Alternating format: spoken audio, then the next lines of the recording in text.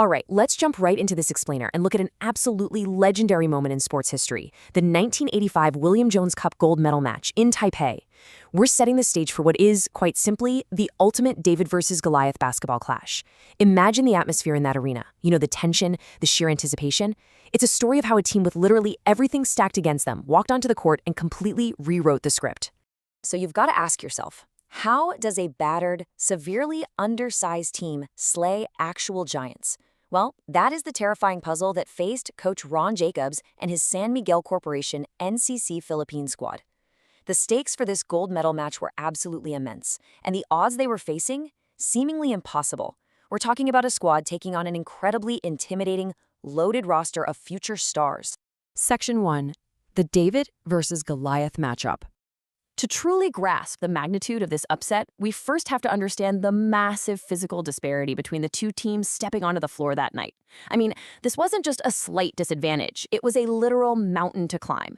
On one side, you've got the U.S. All-Star Collegiate Selection. This team featured absolute towering giants and future NBA talent, guys like 6'10" Joe Wolf and 6'8" powerhouse Kenny Gaddison. On the flip side, the Philippine squad. They were completely dwarfed in height, severely undersized, and coming into this final match physically battered.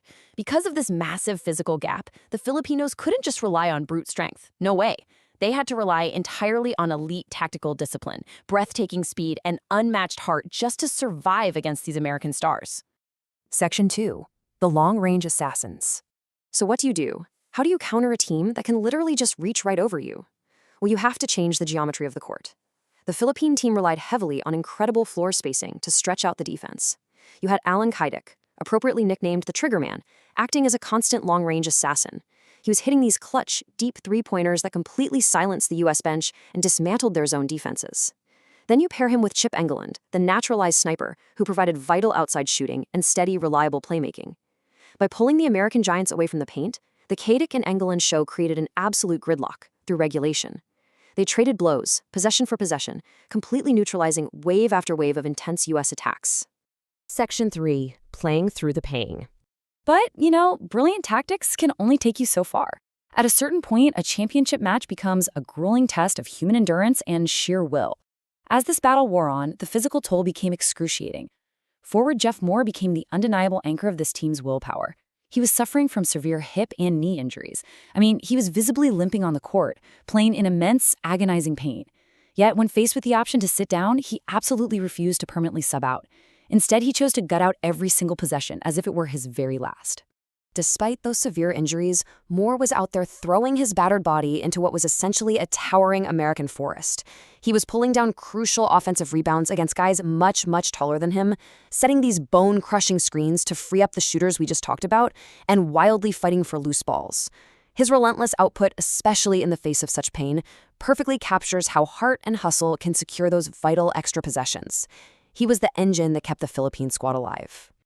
Section 4. Overtime heroics and victory. And they needed every single ounce of that effort, because that unbelievable gridlock led to a dramatic regulation tie. We're now entering the high-stakes, do-or-die overtime climax. The energy in that building was absolutely electric. With the gold medal hanging in the balance, Coach Ron Jacobs dialed up an absolute overtime masterclass. His strategy? Repeatedly isolate Samboy Lim, the player famously known as the Skywalker, in one-on-one matchups. Lim completely refused to be intimidated by a half-foot height disadvantage. Using breathtaking speed and gravity-defying body control, his clear directive was to attack the heart of the paint. He drove straight into the trees, right at giants like Wolf and Gaddison, absorbing incredibly heavy contact, finishing seemingly impossible layups, or drawing critical fouls to keep the scoreboard ticking. Lim's fearless isolation heroics just broke the American defensive scheme wide open. This was the final tactical knockout punch. The American powerhouse, despite all their height and all their physical advantages, found themselves totally out-hustled and outmaneuvered in the extra time by a team that simply refused to back down. 108-100, a legendary overtime victory for the Philippine squad that captured the Jones Club crown and cemented one of the greatest upsets in basketball history.